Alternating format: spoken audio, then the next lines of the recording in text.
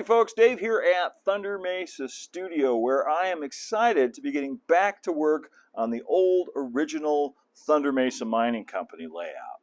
This is my ongoing project to redesign and rebuild most of the layout from the ground up. And it's been kind of on the back burner for the past couple of months as I've finished up other projects like the Bandit Canyon Railway, and I started in on the Goldfield in Calico, but now I really want to knuckle down and get some work done on this. I'm calling the project Thunder Mesa 2025 because that's kind of when I'd like to have most of it done by, but you know, realistically with the pace I've been setting, well, we'll see what happens.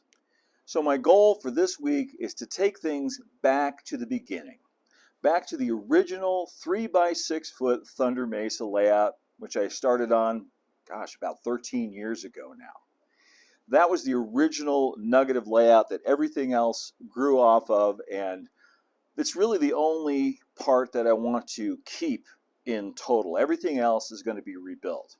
And that includes Thunder Mesa town right here. As much as I love all this, it's really not in a great location ergonomically for myself and for guests visiting the layout. The plan is to move all of this to the other side of the aisle. Unfortunately, I can't just unbolt it and flip it around.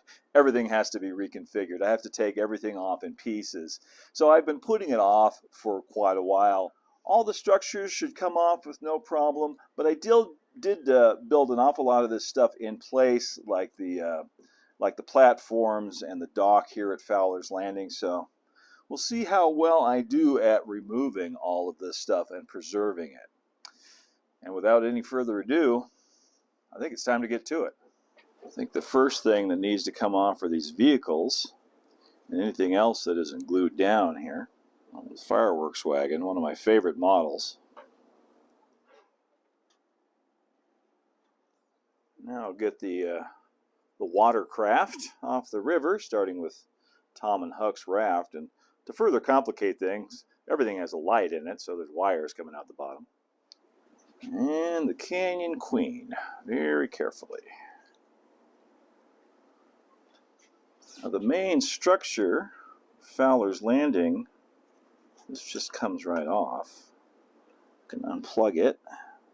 Got a micro plug here for the porch light.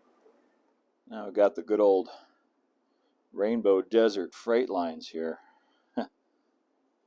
This is one of the first structures that was built for the Thunder Mesa layout. Now, unfortunately, I'm not going to be able to save little vignettes like this. Those are going to have to come apart. But I'm going to do my best to save all of the components. It always helps to wet everything down. And I use water-soluble glue on my scenery. It's all coming off pretty nice. Okay. Now this whole front section that makes up the waterfront is actually a separate piece of box girder benchwork that I just bolted on to the front. I changed my mind about this area of the layout quite a few times. There used to be kind of a rollaway river section. Some people remember that. Then I decided I want to be able to get back here, so I added this on. My goal, I think, is going to be to try to remove this in one piece as much as possible, and that way I can preserve all of the docks and everything for Fowler's Landing and reuse them more or less as is. So I need to get this section of track off, or I extended it down over the new section. No.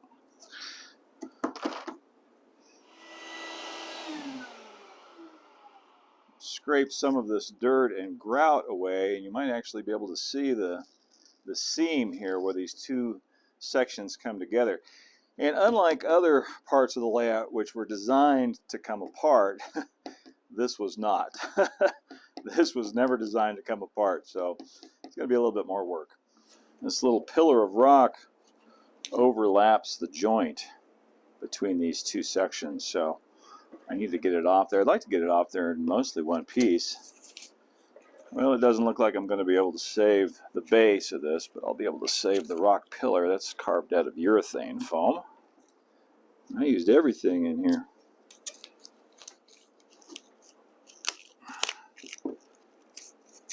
There it comes. Now I can reuse that.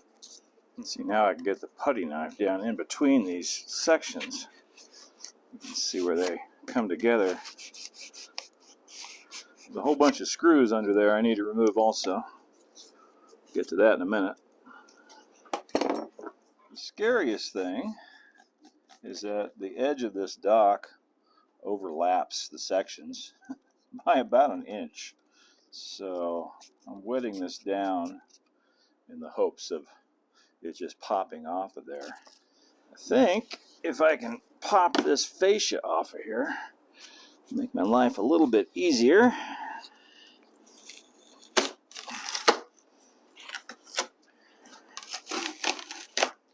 Trying to get this off so I can get to these screw heads here. I've got a little leg coming down that helps support this section. Need to take that off.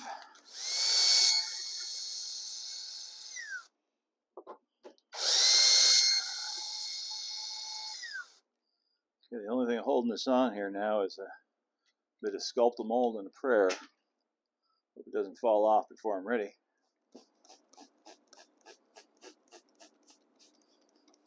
Okay, here goes nothing. Oh, come on, baby. You can do it. Oh! Oh! Oh! Success! Wow. There it is. Fowler's Landing. More or less intact. Definitely reusable. And you can see I had that attached right to the previous fascia. Not exactly what I'd call best practices. Not something I'd recommend doing. Now I can disconnect all the rest of the wiring for the town structures. And we can get this thing off of here. I get a lot of grief for using drywall screws, but you know, they worked well for me for years. So now I can start from the back up here and remove the rest of these structures, which shouldn't be hard. They're not glued down. In fact, this one isn't even a finished structure. It's still a mock-up. This is a two-parter. Once again, it's model railroad archaeology. Going back and seeing what my different solutions were to the problems. This is the nice little interior piece that just fits right up in there like that. It's another very early structure for the layout, the Big Thunder Saloon. It's got its own base. There we go. Oh, okay, so on that one I had the lights connected to the base and just put the structure down on top. Another interesting solution.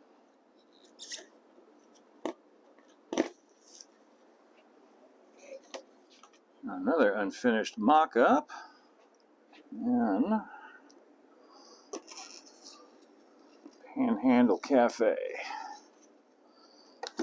Now the Undertaker, I know it's got a ton of wires coming out of it because of all the effects, the motors and the lights in there. This is the sound unit for the Undertakers.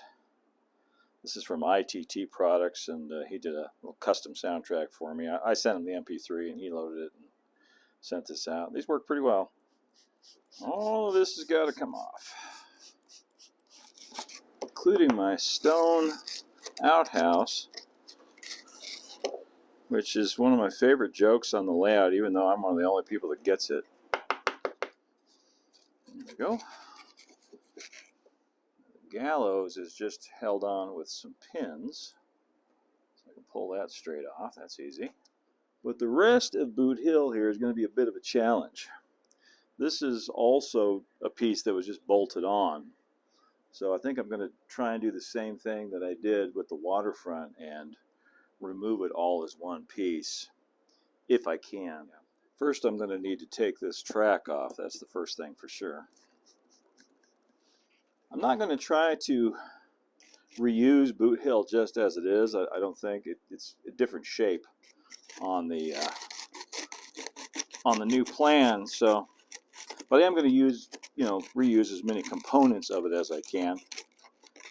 Before I get too much further here, I think I want to take a minute and look at my plan, because some of these tracks are saved and some of them are not.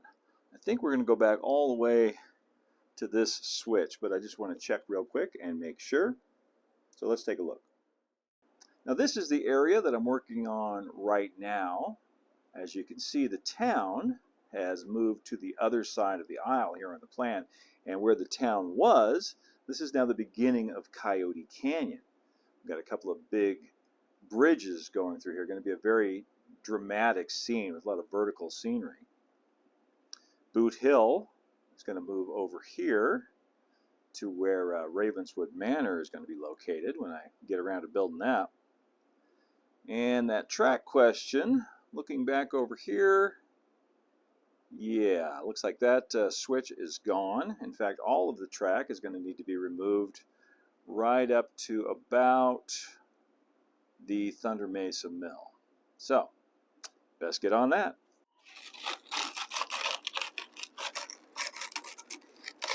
Right about there. Okay. Then I'm going to need to cut this track probably right about here. Now, unfortunately, as I was scraping away some of the roadbed there, my hand slipped and I ended up taking out the entire Boot Hill fence and the gate. Whole thing fell on the floor, and little raven that was perched up there, a little 3D printed raven, he vanished completely. I don't know where he went. You know, it's a bummer, but I can rebuild all that. I can use all of those pieces and put it back together. So, you know, for those of you who are new to the channel, these plaques are not actually bronze. They're made of MDF. And I, cut them on the laser and then painted them to look like bronze, and actually did a video on that. You might want to check it out. So plan B here now is just trying to get this piece of foam off here that has the graves on it, just this part of Boot Hill. See if I can get that off all in one piece. Come on. Anyone who tells you that this foam construction isn't strong should try taking it apart.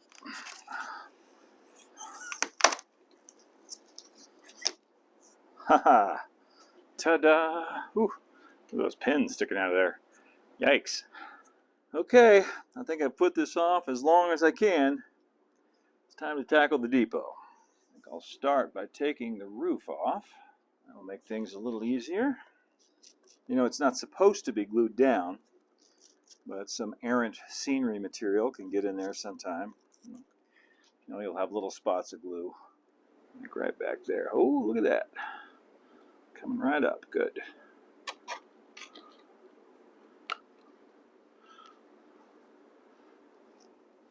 Wow, I put that off as long as I could, and it was actually super easy. Just goes to show you.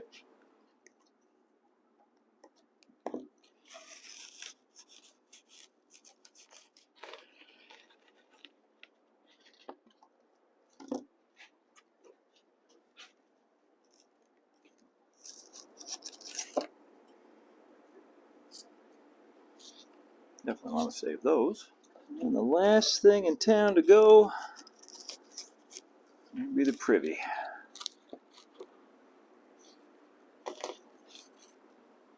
Well, behold the devastation. Thunder Mesa town is gone. But it will rise again from the ashes. Now I think I want to just go in and try and carefully remove as many of those retaining walls and steps and bits of boardwalk that I can. But for the purposes of this video, I think we'll skip ahead to the part where I remove this big chunk of benchwork and we get it back down to the original 3x6. So I've been doing a little bit more model railroad archaeology, and I've discovered a couple of interesting things. First, this is the original turntable pit right here. This was going to be the original home of the turntable. The track was going to come right off out of the mill here straight to the turntable. I ended up changing my mind and moving that a couple of different times. But the more interesting thing that I discovered was that I had built on to this end of the layout 3 times. You know, I in my memory, it's like I did it all at once, but now I realize I actually did it in 3 steps. This is the original corner of the 3x6 layout right there.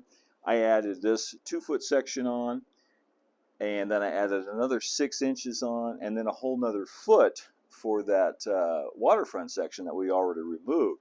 So little by little, it got bigger. But all of that leads me to a slight change of plans. So here you can see that that's the end of the original 3x6 foot layout. And I discovered that I had actually built new roadbed all the way back into here to bring the tracks out this way. My original plan had been to just unbolt all this and pull it off, but of course it's not that simple. I'm actually going to have to cut through this because otherwise I'd have to rip everything out, you know, back a couple of feet this way, including all of Rainbow Caverns, which I really don't want to do. So I'm going to mark the position of the new roadbed, and we're going to saw that out and basically saw most of this end off. So I brought my planning model over because this is the side of the layout I'm working on now. But I noticed the curve actually starts right about here, and it's an 18-inch radius curve. So I created a template for that out of some corrugated cardboard. And I only need roadbed to go to right about here, so I can outline this. I'll actually bring this back like so. And that'll be the beginning of our canyon. So the bridge starts here, and then this I can cut back kind of like that. I also need to cut back and remove a bunch of this foam on this cliff wall here. I'm going to be redoing all of this. I'm not really happy with the way this looks. It was mostly hidden behind the town before, so I didn't worry about it, but now it's going to be right out there in the open. So I've been cutting back a lot of this so I can get the jigsaw through here too, for one thing. So this is a part of Rainbow Caverns that I'm going to be redoing. Just this small section right here, but I really need to open this up.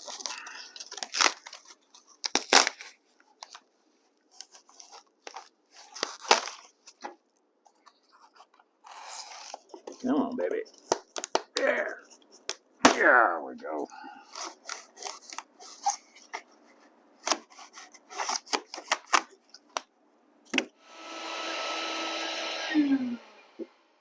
Now just a little cleanup here and I can start cutting.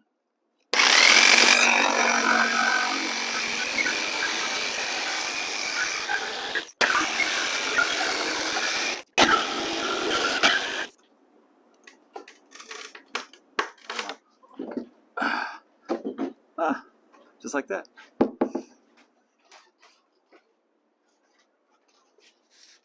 Well, that went about as well as I could possibly have hoped. Got that off there relatively cleanly. The only casualty is I broke this cross brace on the stand, and I'm going to need to replace that before I do anything else.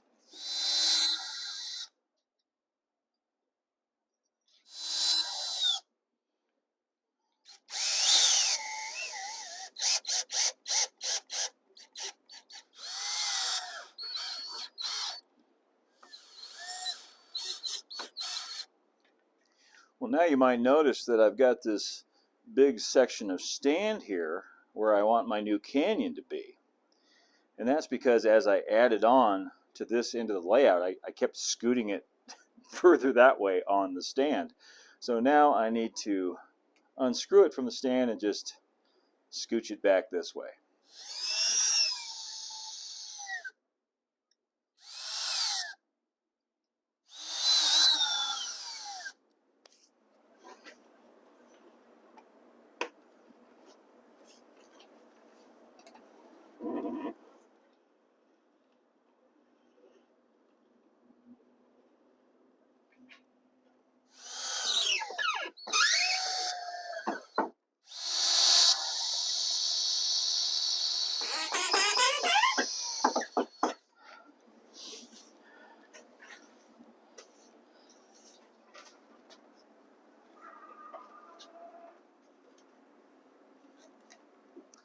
And just like that, we are back to the original 3x6 footprint of the Thunder Mesa layout. Man, it's been a long time since I've seen the layout like this. Almost 13 years, as a matter of fact. I mean, it's not exactly 3x6. It does go out a foot that way to make room for the Big Thunder Mine and parts of Rainbow Caverns. But, you know, we won't quibble. This is pretty darn close to the original layout that I started 13 years ago. So now, it's time to expand it again. It's time to start building Thunder Mesa 2025. Demolition is done. Now the construction can really begin. But before we do that, come here, there's something I want to show you. Now look at here. You can see inside of Rainbow Caverns from the back now. And you see that right there? That's the waterfall. So you know what that is. That's right. That's the eighth wonder of the world. My friends, you're looking at the backside of water. So now I'm going to head home and build a little piece of bench work for this little foot of canyon that sticks out right here. It can only be about 23 inches deep maximum. That way I can still get the whole thing through the door if I need to move it. And this section of the layout will be almost ready to start laying track on. That's exciting. Okay, it's the next day. We've got a nice new section of benchwork, some box girder benchwork that's going to form the bottom of the canyon here on what we're now calling the Big Thunder section of the layout. This is all made up of 1x4s, and as you can see, I cut this out in a couple of spots. This is where the creek is going to run through here, and I put some 1x2 cleats in here to support the bottom of the creek there eventually. And I've got some risers. Would you call these risers? Because we're actually dropping down. Anyway, these are about 20 inches long, and so that'll bring the bottom of the canyon down 20 inches below the layout deck here. I actually wanted it to be a little deeper than that, but then the reality is if I made it any deeper than that, I wouldn't be able to get the layout through the doors here of the studio if I have to move it. So I'm going to start by installing these risers. Let's just call them braces. How's that? I'm going to start by installing these braces and screwing them on here to the existing benchwork. And yes, I am using drywall screws again. I can feel the woodworkers watching, cringing and yelling at the screen. The thing is, I have so many drywall screws left over from other projects and from disassembling parts of the layout that, you know, it would be a crime just to throw these away. They work fine, so I'm going to use them. And when I finally run out of drywall screws, I promise I will switch to carpentry screws. I'm trying to get these as straight on here as I possibly can.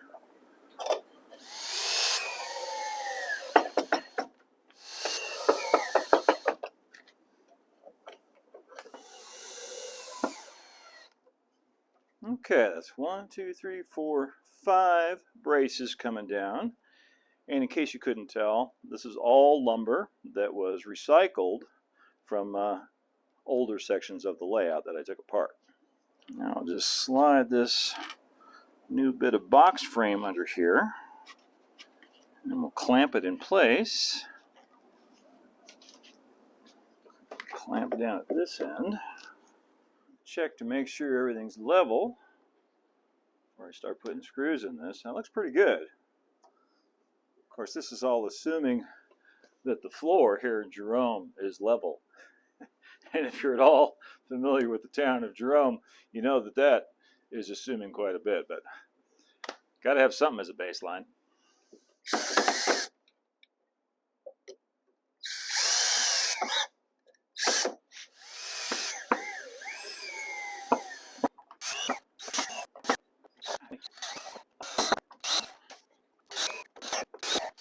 And over on this side, I'm adding a little bit of diagonal bracing, which should make this much stronger and sturdier, help keep this level.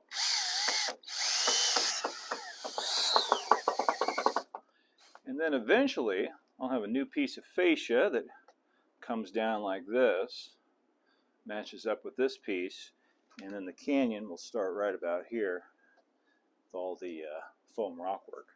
And the last piece of the puzzle on the benchwork here today is this. And this one I am going to call a riser because there's going to be a short piece of roadbed on top of this. See, the plan calls for 2 bridges. The first one is a curved trestle. Let's use our cardboard template there to give you an idea. And that comes around here, and then there's a straight bridge that goes from here to here and will connect to the next section of the layout. And then the canyon winds in between the two, and there's this big rock pillar in the middle that breaks up the 2 bridges. Should be a pretty cool and dramatic looking scene when it's all done. At least I hope so. So we shrank the layout down to nearly its original 3 by 6 foot footprint, and then expanded it again out to about 4 by 7 feet. And this new section here, as I mentioned, we're calling the Big Thunder section. But the most exciting thing is that the demolition phase of Thunder Mesa 2025 is now complete and actual construction has begun. And with that, my friends, I'm going to call it a day. If you enjoyed the video, please hit like. It really does help. If it's your first time here, I hope you will subscribe and hit that notification bell so you can follow along with all the adventures here at Thunder Mesa Studio on Thunder Mesa 2025, the Goldfield and Calico, and the other projects we've got going on. You can also follow over on Instagram at thunder.mesa and see what's happening on the Thunder Mesa Studio website at thundermesa.studio. As always, a huge shout out and thank you to our channel members who help to make these videos possible. Until next time, keep moving forward, my friends. Adios for now.